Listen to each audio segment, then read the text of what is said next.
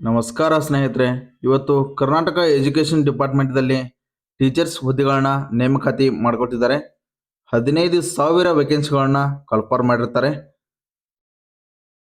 ನಮಸ್ಕಾರ ಸ್ನೇಹಿತರೆ. ಇನ್ನು ನಮ್ಮ ಯೂಟ್ಯೂಬ್ ಚಾನಲ್ನ ಸಬ್ಸ್ಕ್ರೈಬ್ ಯಾರು ಮಾಡ್ಕೊಳ್ಳಲ್ಲ ಸಬ್ಸ್ಕ್ರೈಬ್ ಮಾಡ್ಕೊಳ್ರಿ. ಹಾಗೂ ಇದೇ ಥರ ಜಾಬ್ಸ್ಗಾಗಿ ನಮ್ಮ ಕರಿಯರ್ಸ್ ಯೂಟ್ಯೂಬ್ ಚಾನಲ್ ನೋಡ್ತಾ ಅಂತ ಹೇಳ್ತಾ ಬನ್ನಿ ಇವತ್ತಿನ ಟಾಪಿಕ್ ನೋಡೋಣ. ಇವತ್ತು ಕರ್ನಾಟಕ ಎಜುಕೇಷನ್ ಡಿಪಾರ್ಟ್ಮೆಂಟ್ದಲ್ಲಿ ಖಾಲಿ ಇರುವಂಥ ಟೀಚರ್ಸ್ ಹುದ್ದೆಗಳನ್ನ ನೇಮಕಾತಿ ಮಾಡ್ಕೊತಿದ್ದಾರೆ. ಅದು 15,000 ಹುದ್ದೆಗಳನ್ನ ನೇಮಕಾತಿಯನ್ನ ಮಾಡ್ಕೊತಿದ್ದಾರೆ. ಹಾಗೂ ಯಾವ್ಯಾವ ಜಿಲ್ಲೆಗೆ ಎಷ್ಟೆಷ್ಟು ಹುದ್ದೆಗಳು ಖಾಲಿ ಇರ್ತಾವ ಅಂತ ತಿಳಿಸ್ಕೊಡ್ತೀನಿ ಗೆಳೆಯರೆ ನಿಮ್ಗೆ ಇಲ್ಲಿ.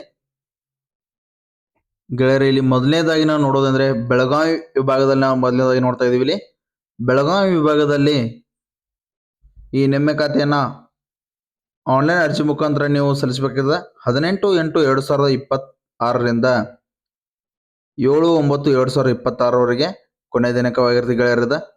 18/8/2026ರಿಂದ 7/9/2026 ಈ ಅಪ್ಲಿಕೇಶನ್ ನೀವು ಆನ್ಲೈನ್ ಮುಖಾಂತರ ಹಾಕಬೇಕಾಗ್ತದೆ.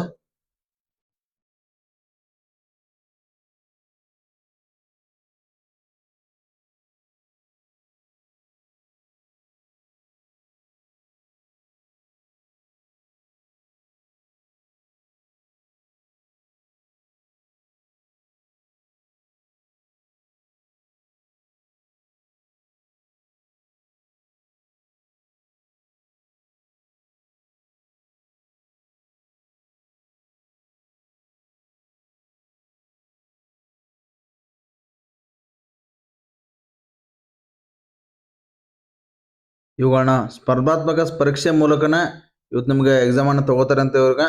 ಹಾಗೂ ಇದರ ಮುಖಾಂತರವಾಗಿನ ನಿಮ್ಗೆ ಸಾರ್ವಜನಿಕ ಶಿಕ್ಷಣ ಇಲಾಖೆಯಲ್ಲಿ ನಿಮ್ಗೆ ನೇಮಕಾತಿನ ಮಾಡ್ತಾರಂತ. ಈ ಅರ್ಜಿ ಸಲ್ಲಿಕೆ ದಿನಾಂಕ ಬಂದ್ಬಿಟ್ಟು 18/8/2026ರಿಂದ 7/9/2026 ಮಾತ್ರ ಗೆಳೆಯರೆ ಚಾಲು ಇರ್ತಿದ್ದು. ಇಲ್ಲಿ ಯಾವ ಯಾವ ಶಿಕ್ಷಕರನ್ನ ಎಷ್ಟೆಷ್ಟು ಹುದ್ದೆಗಳನ್ನ ಕಾಲ್ಫಾರ್ಮ್ ಮಾಡಿ ತಿಳಿಸ್ಕೊಡ್ತೀನಿ ಗೆಳೆಯರೆ ನಿಮ್ಗೆ. ಇಲ್ಲಿ ಕನ್ನಡ ಭಾಷೆಯಲ್ಲಿ 192 ಹುದ್ದೆಗಳನ್ನ ಕಾಲ್ಫಾರ್ಮ್ ಮಾಡಿರ್ತಾರೆ. ಆನಂತರ ಆಂಗ್ಲ ಭಾಷೆಯಲ್ಲಿ 205 ಹುದ್ದೆಗಳನ್ನ ಕಾಲ್ಫಾರ್ಮ್ ಮಾಡಿರ್ತಾರೆ. ಆನಂತರ ಗೆಳೆಯರೆ ಕಲಾ ಶಿಕ್ಷಕರು ಕನ್ನಡ ಮಾಧ್ಯಮದಲ್ಲಿ 90 ಹುದ್ದೆಗಳು ಆಯ್ಕೆ ಮಾಡಿರ್ತಾರೆ. ನಂತರ ಕಲಾ ಶಿಕ್ಷಕರು ಆಂಗ್ಲ ಮಾಧ್ಯಮದಲ್ಲಿ 134 ಹುದ್ದೆಗಳನ್ನ ಆಯ್ಕೆ ಮಾಡಿರ್ತಾರೆ ಗೆಳೆಯರಲ್ಲಿ. ಜೀವ ವಿಜ್ಞಾನ ಶಿಕ್ಷಕರು ಕನ್ನಡ ಮಾಧ್ಯಮದಲ್ಲಿ 75 ಹುದ್ದೆಗಳನ್ನ ನೇಮಕಾತಿ ಮಾಡ್ಕೊತಿದ್ದಾರೆ. ನಂತರ ಜೀವ ವಿಜ್ಞಾನ ಶಿಕ್ಷಕರು ಆಂಗ್ಲ ಮಾಧ್ಯಮದಲ್ಲಿ 91 ಹುದ್ದೆಗಳನ್ನ ಕಾಲ್ಫಾರ್ಮ್ ಮಾಡಕತ್ತಾರೆ. ಒಟ್ಟು 787 ಹುದ್ದೆಗಳನ್ನ ಕಾಲ್ಫಾರ್ಮ್ ಮಾಡಕತ್ತಾರ. ನಂತರ ಗೆಳೆಯರೆ ದೈಹಿಕ ಶಿಕ್ಷಕರು ಗ್ರೇಡ್ 1 ಹುದ್ದೆಗಳಿಗೆ 44 ಹುದ್ದೆಗಳನ್ನ ಕಾಲ್ಫಾರ್ಮ್ ಮಾಡಕತ್ತಾರ. ಒಟ್ಟು 831 ಹುದ್ದೆಗಳನ್ನ ಬೆಳಗಾವಿ ವಿಭಾಗದ ಮಟ್ಟದಲ್ಲಿ ಕಾಲ್ಫಾರ್ಮ್ ಮಾಡಕತ್ತಾರ ಗೆಳೆಯರೆ. ನೋಡ್ರಿ, ಬೆಳಗಾವಿ ವಿಭಾಗದಲ್ಲಿ 831 ಹುದ್ದೆಗಳನ್ನ ಕಾಲ್ಫಾರ್ಮ್ ಮಾಡಕತ್ತಾರ. ನಂತರದ ಗೆಳೆಯರೆ ನಾವು ಮೈಸೂರು ಜಿಲ್ಲೆಗಳಲ್ಲಿ 748 ಹುದ್ದೆಗಳನ್ನ ಕಾಲ್ಫಾರ್ಮ್ ಮಾಡಕತ್ತಾರ ಗೆಳೆಯರೆ. ನೋಡ್ರಿ, ಮೈಸೂರು ಜಿಲ್ಲೆಯಲ್ಲಿ 748 ಹುದ್ದೆಗಳನ್ನ ಕಾಲ್ಫಾರ್ಮ್ ಮಾಡಕತ್ತಾರ. ನಂತರ ವಿಜಯನಗರದಲ್ಲಿ ಬಂದ್ಬಿಟ್ಟು 17 ಹುದ್ದೆಗಳನ್ನ ಕಾಲ್ಫಾರ್ಮ್ ಮಾಡಕತ್ತಾರ. ಟೀಚರ್ಸ್ ಹುದ್ದೆಗಳನ್ನ 15 ಹುದ್ದೆಗಳನ್ನ ಕಾಲ್ಫಾರ್ಮ್ ಮಾಡಕತ್ತಾರ. ನಂತರ ಬೀದರ್ದಲ್ಲಿ 103 ಹುದ್ದೆಗಳನ್ನ ಕಾಲ್ಫಾರ್ಮ್ ಮಾಡಕತ್ತಾರ ಗೆಳೆಯರೆ. ನೋಡ್ರಿ, ಬೀದರ್ದಲ್ಲಿ. ಆನಂತರ ವಿಜಯಪುರದಲ್ಲಿ 352 ಹುದ್ದೆಗಳನ್ನ ಕಾಲ್ಫಾರ್ಮ್ ಮಾಡಕತ್ತಾರ. ನೆಕ್ಸ್ಟ್ ಕಲಬುರಗಿಯಲ್ಲಿ 199 ಹುದ್ದೆಗಳನ್ನ ಕಾಲ್ಫಾರ್ಮ್ ಮಾಡಕತ್ತಾರ. ನಂತರ ಬಾಗಲಕೋಟದಲ್ಲಿ 6 ಹುದ್ದೆಗಳನ್ನ ಕಾಲ್ಫಾರ್ಮ್ ಮಾಡಕತ್ತಾರ. ನಂತರದಾಗಿ ಕಲಬುರಗಿದಲ್ಲಿ 2051 ಹುದ್ದೆಗಳನ್ನ ಕಾಲ್ಫಾರ್ಮ್ ಮಾಡಕತ್ತಾರ ಗೆಳೆಯರೆ. ನೋಡ್ರಿ, ಕಲಬುರಗಿದಲ್ಲಿ ಹೈಯೆಸ್ಟಾಗಿ ಕಲಬುರಗಿದಲ್ಲಿ ಕಾಲ್ಫಾರ್ಮ್ ಮಾಡಕತ್ತಾರ. ಈ ಹುದ್ದೆಗಳು ಶಿಕ್ಷಕರ ಹುದ್ದೆಗಳನ್ನ ಹೈಯೆಸ್ಟಾಗಿ 2051 ಹುದ್ದೆಗಳಲ್ಲಿ ಕಲಬುರಗಿಯಲ್ಲಿ ಆಯ್ಕೆ ಮಾಡಕತ್ತಾರ. ನಂತರ ಈ ನೀವು ಈಗ ತಿಳಿಸ್ಕೊಟ್ಟ ಹಾಗೆ ಬೆಳಗಾವಿಯಲ್ಲಿ 831 ಹುದ್ದೆಗಳನ್ನ ನೇಮಕಾತಿಯನ್ನು ಮಾಡ್ಕೊಳಕೋತಾರ ಗೆಳೆಯರೆ. ಇದು ಆನ್ಲೈನ್ ಮುಖಾಂತರ ನೀವು ಅರ್ಜಿಯನ್ನು ಸಲ್ಲಿಸಬೇಕು ಗೆಳೆಯರೆ. ಇದಕ್ಕೆ ಈ ಅರ್ಜಿ ಲಿಂಕ್ ಬಂತು ನನ್ನ ಕೆಳಗಡೆ ಬಯೋ ಲಿಂಕಲ್ಲಿ ಇರುತ್ತೆ ಗೆಳೆಯರದ. ಅಲ್ಲಿ ಹೋಗಿ ಕ್ಲಿಕ್ ಮಾಡ್ಕೊಂಡು ನೀವು ಅಪ್ಲಿಕೇಶನನ್ನು ಹಾಕ್ಬೋದು. ಈ ಸದರಿ ಎಲ್ಲ ಜಿಲ್ಲೆಯ ವೆಕೇಷನ್ PDF ನಾನು ಕೆಳಗಡೆ ಡಿಸ್ಕ್ರಿಪ್ಷನ್ ಲಿಂಕಲ್ಲಿ ಕೊಟ್ಟಿರ್ತೀನಿ. ಹಾಗೂ ಅಪ್ಲೈ ಲಿಂಕನ್ನು ಸಹ ಅಲ್ಲೇ ಕೊಟ್ಟಿರ್ತೀನಿ. ಎಲ್ಲರೂ ಹೋಗಿ ನೋಡಿ ಗೆಳೆಯರೆ. ನಂತರ ಗೆಳೆಯರಲ್ಲಿ 2026ನೇ ಸಾಲಿನ PST, GPT, HST ನೇಮಕಾತಿ ಪ್ರತ್ಯೇಕವಾಗಿ ಅಧಿಸೂಚನೆ ಹೊರಡಿಸಲಾಗಿದ್ದು ಆದರೆ 2026ನೇ ಸಾಲಿನ ಶಿಕ್ಷಕರ ನೇಮಕಾತಿಗೆ ಸಂಬಂಧಿಸಿದಂತೆ ಪ್ರತ್ಯೇಕ ಅಧಿಸೂಚನೆಗಳನ್ನು ಹೊರಡಿಸಿದರೂ ಸಹ ಸದರಿ ಅಧಿಸೂಚನೆಯಲ್ಲಿ ನಮೂದಿಸಿದ ವಿವಿಧ ವೃಂದಗಳಿಗೆ PST, GPT, HST ಅರ್ಜಿ ಸಲ್ಲಿಸಲು ಅರ್ಹತೆ ಹೊಂದಿರುವ ಅಭ್ಯರ್ಥಿಗಳಿಗೆ ಒಂದೇ ಆನ್ಲೈನ್ ಅರ್ಜಿಯಲ್ಲಿ ಅರ್ಜಿ ಸಲ್ಲಿಸಲು ನಿಮಗೆ ಅವಕಾಶವನ್ನು ಕಲ್ಪಿಸಿಕೊಟ್ಟಿದ್ದಾರೆ ಗೆಳೆಯರೆ. ನೋಡ್ರಿ, ಒಂದೇ ಅರ್ಜಿಯಲ್ಲಿ ನೀವು PST, GPT, HST ಇವುಗಳನ್ನ ಅಪ್ಲಿಕೇಶನ್ ನೀವು ಹಾಕ್ಬೋದು. ಒಂದೇ ಅರ್ಜಿಯಲ್ಲಿ 3 ಅಪ್ಲಿಕೇಶನ್ ನೀವು ಹಾಕ್ಬೋದು ಗೆಳೆಯರೆ.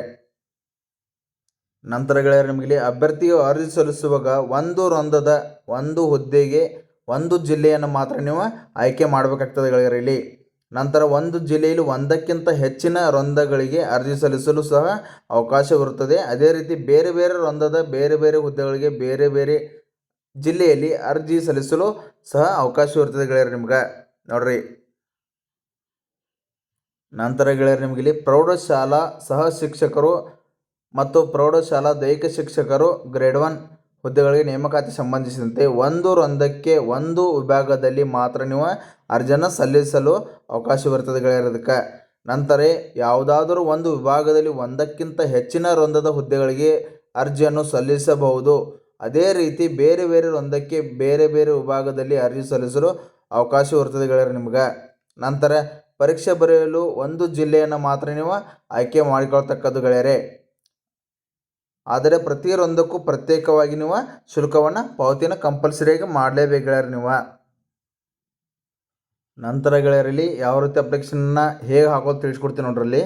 ಯಾವೊಬ್ಬ ವಿದ್ಯಾರ್ಥಿಯು PST ವೃಂದದಲ್ಲಿ PST ಸಾಮಾನ್ಯ PE ಗ್ರೇಡ್ 2 2 ಹುದ್ದೆಗೆ ಹಾಗೂ GPT ವೃಂದದಲ್ಲಿ GPT ಕನ್ನಡ, GPT ಇಂಗ್ಲೀಷ್ ಅಥವಾ SS ಮ್ಯಾಥ್ಸ್ ಹಾಗೂ ಬಯೋಸೈನ್ಸ್ ಹಾಗೂ CST ಹಾಗೂ HST ವೃಂದದಲ್ಲಿ ಕನ್ನಡ, ಇಂಗ್ಲೀಷ್, ಆರ್ಟ್ಸ್, CBZ ಆನಂತರ ಗ್ರೇಡ್ 1 ಅಧಿಸೂಚನೆ 3 ವೃಂದದ ಹುದ್ದೆಗಳಿಗೆ ಅರ್ಹವಾಗಿದ್ದಲ್ಲಿ ಅಭ್ಯರ್ಥಿಯು ಬಯಸಿದ್ದಲ್ಲಿ 3 ವೃಂದದ ಹುದ್ದೆಗಳಿಗೂ ಒಂದಕ್ಕಿಂತ ಹೆಚ್ಚಿನ ಜಿಲ್ಲೆಗಳಲ್ಲಿ ನೋಡ್ರಿ ಗೆಳೆಯರಲ್ಲಿ ವಿಭಾಗಗಳಲ್ಲಿನ ಪ್ರತ್ಯೇಕ ಶುಲ್ಕದೊಂದಿಗೆ ಅರ್ಜಿ ಸಲ್ಲಿಸಬಹುದಾಗಿದೆ. ಆದರೆ ಒಂದು ವೃಂದದ ಒಂದು ಹುದ್ದೆಗೆ ಒಂದು ಜಿಲ್ಲೆಯಲ್ಲಿ ಮಾತ್ರ ನೀವು ಅರ್ಜಿ ಸಲ್ಲಿಸಲು ಅವಕಾಶವಿರ್ತದೆ ಗೆಳೆಯರೆ ಇಲ್ಲಿ. ನಂತರ ಅದೇ ಅಂದರೆ PST ವೃಂದದ ಅಭ್ಯರ್ಥಿಯು ಬಾಗಲಕೋಟೆ ಜಿಲ್ಲೆಯಲ್ಲಿ ನೋಡ್ರಿ PST ಅಭ್ಯರ್ಥಿಯು ಬಾಗಲಕೋಟೆ ಜಿಲ್ಲೆಯಲ್ಲಿ ಅರ್ಜಿ ಸಲ್ಲಿಸಿದರೆ ಬೇರೆ ಯಾವುದೇ ಜಿಲ್ಲೆಯಲ್ಲಿ PST ವೃಂದದ ಹುದ್ದೆಗೆ ಅರ್ಜಿ ಸಲ್ಲಿಸಲು ನಿಮಗೆ ಅವಕಾಶ ಇರೋಂಗಿಲ್ಲ ಅಂತ ಹೇಳ್ಕೊಡ್ತಾರೆ ಇಲ್ಲಿ ನೋಡ್ರಿ ಗೆಳೆಯರೆ. ಆನಂತರ ಅದೇ ರೀತಿ ಯಾವೊಬ್ಬ ಅಭ್ಯರ್ಥಿಯು GPT SS ಹುದ್ದೆಗೆ ಮೈಸೂರು ಜಿಲ್ಲೆ ಅರ್ಜಿ ಸಲ್ಲಿಸಿದ್ದಲ್ಲಿ ಆತನು ಬೇರೆ ಜಿಲ್ಲೆಯಲ್ಲಿ GPT SS ಹುದ್ದೆಗೆ ಅರ್ಜಿ ಸಲ್ಲಿಸಲು ಅವಕಾಶವಿರುವುದಿಲ್ಲ.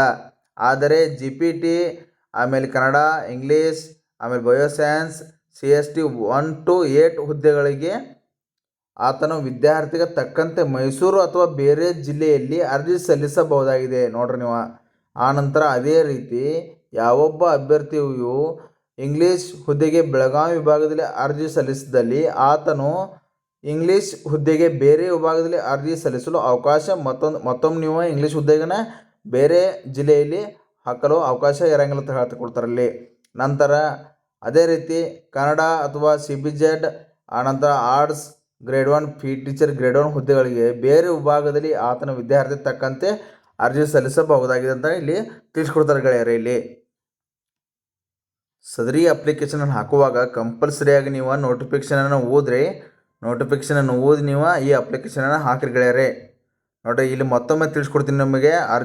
ಅರ್ಜಿ ಪ್ರಾರಂಭ ದಿನಾಂಕ ಮತ್ತು ಕೊನೆಯ ದಿನಾಂಕ ಬಂದುಬಿಟ್ಟು ಅಭ್ಯರ್ಥಿಯು ಆನ್ಲೈನ್ ಅರ್ಜಿ ಸಲ್ಲಿಸಲು ಪ್ರಾರಂಭ ದಿನಾಂಕ ಬಂದುಬಿಟ್ಟು 18/8 ಗೆಳೆಯರೆ 18/8/2026 ಅರ್ಜಿ ಸಲ್ಲಿಸಲು ಕೊನೆಯ ದಿನಾಂಕ ಬಂದುಬಿಟ್ಟು 7/9/2026 ಇರ್ತದೆ ಗೆಳೆಯರೆ. ನಂತರ ಪಾವತಿ ಶುಲ್ಕವನ್ನು ಖಚಿತಪಡಿಸಿಕೊಳ್ಳುವ ಕೊನೆಯ ದಿನಾಂಕ ಬಂದುಬಿಟ್ಟು 10/9/2026 ಇರ್ತದೆ ಗೆಳೆಯರೆ ಅದಕ್ಕೆ. ನಂತರ ಗೆಳೆಯರೆ ಇದಕ್ಕೆ ಪಾವತಿಸಬೇಕಾದ ಶುಲ್ಕವನ್ನು ತಿಳಿಸ್ಕೊಡ್ತೀನಿ ನೋಡಿ ಗೆಳೆಯರೆ ನಿಮಗೆ ಇಲ್ಲಿ. ಸಾಮಾನ್ಯ ಅರ್ಹತೆ ಮತ್ತು ಇತರೆ ಪ್ರವರ್ಗಗಳಿಗೆ ಆಮೇಲೆ 2A 2B 3rd A 3rd Bಗಳಿಗೆ ಒಂದು ವೃಂದದ ಒಂದು ಹುದ್ದೆಗೆ ಅರ್ಜಿ ಸಲ್ಲಿಸಿದ್ರೆ ನೀವು 750 ರೂಪಾಯಿನ ಪೇ ಮಾಡಬೇಕಾಗ್ತದೆ. ನಂತರ ಒಂದೇ ವೃಂದದ 2 ಹುದ್ದೆಗಳಿಗೆ ನೀವೇನು ಅರ್ಜಿ ಸಲ್ಲಿಸಿದ್ರೆ ಅಂದರೆ 1,000 125 ರೂಪಾಯಿಗಳನ್ನ ನೀವು ಅದಕ್ಕೆ ಕಟ್ಟಬೇಕಾಗ್ತದೆ, ಚಲನನ ಕಟ್ಟಬೇಕಾಗ್ತದೆ. ನಂತರ ಪರಿಶಿಷ್ಟ ಜಾತಿ, ಪರಿಶಿಷ್ಟ ವರ್ಗ, ಪ್ರವರ್ಗ 1, ಮಾಜಿ ಸೈನಿಕ, ಅಂಗವೈಕಲ್ಯತೆಯುಳ್ಳ ಅಭ್ಯರ್ಥಿಗಳು ಹಾಗೂ ತೃತೀಯ ಲಿಂಗದ ಅಭ್ಯರ್ಥಿಗಳಿಗೆ ಒಂದು ರಂಧದ ಒಂದು ಹುದ್ದೆ ಅರ್ಜಿಗಾಗಿ ನೀವು 500 ರೂಪಾಯಿಯನ್ನು ಕಟ್ಟಬೇಕಾಗ್ತದೆ ಕಂಪಲ್ಸರಿ ಗೆಳೆಯರೆ. ನಂತರ ಒಂದೇ ರಂಧದ 2 ಹುದ್ದೆಗಳಿಗೆ ನೀವೇನು ಅರ್ಜಿ ಸಲ್ಲಿಸಿದರೆ ಅದಕ್ಕೆ ನೀವು 750 ರೂಪಾಯಿಯನ್ನು ಕಟ್ಟಬೇಕಾಗ್ತದೆ ಗೆಳೆಯರೆ ಇದಕ್ಕೆ. ನಂತರ ಗೆಳೆಯರಲ್ಲಿ ನಿಮಗಿಲ್ಲಿ ಒಂದೇ ರಂಧದಲ್ಲಿ 2ಕ್ಕಿಂತ ಹೆಚ್ಚಿನ ಹುದ್ದೆಗಳಿಗೆ ನೀವೇನೋ ಅರ್ಜಿ ಸಲ್ಲಿಸಲು ಬಯಸಿದಿರಪ್ಪ ಅಂದರೆ ಮೇಲಿನ ಕೋಷ್ಟಕದ ಕ್ರಮ ಸಂಖ್ಯೆ 1ರ ಅಭ್ಯರ್ಥಿಗಳು ಪ್ರತಿ ಹೆಚ್ಚುವರಿ ಹುದ್ದೆಗೆ ಅದನ್ನು ಪ್ರತಿ ಎಷ್ಟು ಹುದ್ದೆಗಳು 2 ಬಿಟ್ಟು ಮತ್ತೊಂದೇನೋ ಅಪ್ಲಿಕೇಶನ್ ಹಾಕ್ತಿರಲ್ಲ, ಒಂದು ಸೆಲೆಕ್ಟ್ ಮಾಡ್ಕೋತಿರಲ್ಲ, ಅದಕ್ಕೆ ಪ್ರತಿ ಹೆಚ್ಚುವರಿಯಾಗಿ ಹುದ್ದೆಗಳಿಗೆ 375 ರೂಗಳನ್ನು ನೀವು ಪಾವತಿಸಬೇಕಾಗ್ತದೆ ಗೆಳೆಯರೆ. ಅದೇ ರೀತಿಯಾಗಿ ಮೇಲಿನ ಕೋಷ್ಟಕದ ಕ್ರಮ ಸಂಖ್ಯೆ 2 ಅಭ್ಯರ್ಥಿಗಳು ಪ್ರತಿ ಹೆಚ್ಚುವರಿ ಹುದ್ದೆಗೆ ಹೆಚ್ಚುವರಿಯಾಗಿ 250 ರೂಗಳನ್ನು ನೀವು ಪಾವತಿ ಮಾಡಬೇಕಾಗ್ತದೆ ಗೆಳೆಯರೆ. ಅದಕ್ಕೆ ನೋಡ್ರಿ, ಸಾಮಾನ್ಯ ಅರ್ಹತೆ ಅಭ್ಯರ್ಥಿಗಳು 375 ಹೆಚ್ಚುವರಿ ಹುದ್ದೆಗಳಿಗೆ ನೀವು ಅಮೌಂಟನ್ನ ಕಟ್ಟಬೇಕಾಗ್ತದೆ.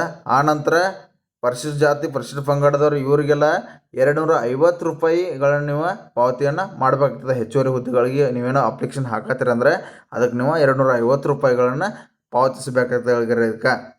ನಂತರ ಅಭ್ಯರ್ಥಿಗಳು ಒಂದು ರಂಧಕ್ಕಿಂತ ಹೆಚ್ಚಿನ ರಂಧದ ಹುದ್ದೆಗಳಿಗೆ ಅರ್ಜಿ ಸಲ್ಲಿಸಲು ಬಯಸಿದ್ದಲ್ಲಿ ಪರೀಕ್ಷಾ ಶುಲ್ಕವನ್ನು ಆಯಾ ಹುದ್ದೆಗೆ ಅನುಗುಣವಾಗಿ ಅವರು ಬರೆಯಬೇಕಾದ ಪತ್ರಿಕೆಗಳ ಸಂಖ್ಯೆ ಅನುಗುಣವಾಗಿ ಭರಿಸತಕ್ಕದ್ದು. ಪಾವತಿಸಿದ ಶುಲ್ಕವನ್ನು ಯಾವುದೇ ಕಾರಣಕ್ಕೂ ಹಿಂದಿರುಗಿಸಲಾಗುವುದಿಲ್ಲ ಅಂತ ಇಲ್ಲಿ ತಿಳಿಸ್ಕೊಟ್ಟಿದ್ದಾರೆ ಗೆಳೆಯರು ಇಲ್ಲಿ. ನಂತರ ಗೆಳೆಯರು ಇದಕ್ಕೆ ವೇತನ ಶ್ರೇಣಿ ಬಂದು ತಿಳಿಸ್ಕೊಡ್ತೀನಿ ನೋಡ್ರಿ. ಪ್ರೌಢಶಾಲಾ ಸಹ ಶಿಕ್ಷಕರು ಹಾಗೂ ದೈಹಿಕ ಶಿಕ್ಷಕರು ಗ್ರೇಡ್ 1 ಹುದ್ದೆಗಳಿಗೆ ಸಂಬಂಧಿಸಿದ ವೇತನಗಳು ಇರ್ತವೆ. ನಿಮಗೆ ಸ್ಟಾರ್ಟಿಂಗ್ 54,000ದಿಂದ ಹಿಡ್ಕೊಂಡು ನಿಮ್ಮ ಕೊನೆ ಮಟ್ಟ 99,000 ತನಕ ನಿಮ್ಗೆ ಪೇಮೆಂಟನ್ನು ಇದಕ್ಕೆ ಕೊಡ್ತಾರೆ ಗೆಳೆಯರೆ. ನಂತರ ಗೆಳೆಯರಲ್ಲಿ ವಯೋಮಿತಿ ಸಡಿಲಿಕೆನೂ ಸಹ ತಿಳಿಸ್ಕೊಡ್ತೀನಿ ನೋಡಿ ಗೆಳೆಯರೆ. ನಿಮಗೆ ಇಲ್ಲಿ ಸಾಮಾನ್ಯ ಅರ್ಹತೆ ಅಭ್ಯರ್ಥಿಗಳಿಗೆ 40 ವರ್ಷ ಗರಿಷ್ಠ ಮೀರಿರಬಾರ್ದು ಗೆಳೆಯರೆ. ಕನಿಷ್ಠ ಅಂದ್ರೆ ನೀವು 21 ವರ್ಷ ವಯಸ್ಸನ್ನು ಆಗಿರ್ಬೇಕು ಗೆಳೆಯರೆ. ಕಂಪಲ್ಸರಿಗೆ ಈ ಅಪ್ಲಿಕೇಶನ್ ಹಾಕಬೇಕಾದ್ರೆ ನೀವು 21 ವರ್ಷ ವಯಸ್ಸು ಆಗಿರ್ಬೇಕು ಕಂಪಲ್ಸರಿ. ಅನಂತರ ಇದಕ್ಕೆ ಗರಿಷ್ಠ ವಯೋಮಿತಿ ಎಷ್ಟಿರ್ತದೆ ಅಂದರೆ ಸಾಮಾನ್ಯ ಅರ್ಹತೆ ಅಭ್ಯರ್ಥಿಗಳಿಗೆ 40 ವರ್ಷ ಇರ್ತದೆ. ನಂತರ ಪ್ರವರ್ಗ 2A, ಪ್ರವರ್ಗ 3B ಹಾಗೂ 3A ಇವುಗಳಿಗೆ 43 ವರ್ಷಗಳ ತನಕ ನಿಮ್ಗೆ ಗರಿಷ್ಠ ವಯೋಮಿತಿ ಇರ್ತದೆ. ಆನಂತರ ಪರಿಶಿಷ್ಟ ಜಾತಿ, ಪರಿಶಿಷ್ಟ ಪಂಗಡ, ವಿಶೇಷ ವಿಕಲಚೇತನ ಅಭ್ಯರ್ಥಿಗಳಿಗೆ 45 ವರ್ಷ ತನಕ ನಿಮ್ಗೆ ಗರಿಷ್ಠ ವಯೋಮಿತಿ ಇರ್ತದೆ ಗೆಳೆಯರೆ.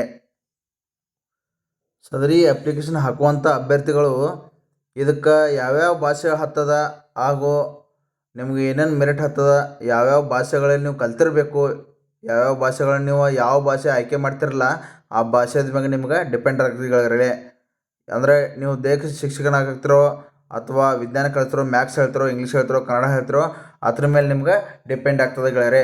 ಕನ್ನಡ ಹಾಗೂ ಆಂಗ್ಲ ಮಾಧ್ಯಮ ಐಚ್ಛಿಕ ವಿಷಯಗಳನ್ನಾಗಿ ಅಭ್ಯಾಸ ಮಾಡಿರ್ತಕ್ಕದ್ದು ಗೆಳೆಯರೆ. ನೀವು ಎರಡೂ ಕಡೆ ನಿಮಗೆ ಇಂಗ್ಲೀಷ್ ಮತ್ತು ಕನ್ನಡನ ಎರಡೂದ್ರಲ್ಲಿ ನೀವು ಪಾಠವನ್ನು ಮಾಡಿರಬೇಕು, ಆಮೇಲೆ ಕಲ್ತಿರ್ಬೇಕು ಗೆಳೆಯರೆ ನೀವು ಇದಕ್ಕೆ. ನಂತರ ಗೆಳೆಯರೆ ಇದಕ್ಕೆ ಸಾಮಾನ್ಯ ಅನುಸೂಚನೆ ಮೆರಿಟ್ ನಿರ್ಧರಿಸುವ ವಿಧಾನಗಳನ್ನು ತಿಳಿಸ್ಕೊಡ್ತಾರೆ ನೋಡ್ರಿ ಗೆಳೆಯರಲ್ಲಿ. ಸ್ಪರ್ಧಾತ್ಮಕ ಪರೀಕ್ಷೆಯಲ್ಲಿ ಏನು ನಡೆಸ್ತಾರಲ್ಲ ಇವರು, CET ಟೆಸ್ಟ್ ಏನು ನಡೆಸ್ತಾರಲ್ಲ ಅದರಲ್ಲಿ ನೀವು 85% ನೀವು ಕಂಪಲ್ಸರಿಯಾಗೂ ತೆಗೆದುಕೊಳ್ಳಲೇಬೇಕು ಗೆಳೆಯರು. ಇದಕ್ಕೆ ನೋಡ್ರಿ, ಸ್ಪರ್ಧಾತ್ಮಕ ಪರೀಕ್ಷೆಯಲ್ಲಿ ನೀವು 85% ತೆಗೆದುಕೊಂಡ್ರೆ ಅಂದರೆ ಪದವಿ ಪರೀಕ್ಷೆಯಲ್ಲಿ ಪಡೆದ ಅಂಕನ 13% ತೊಗೋತಾರಂತೆ.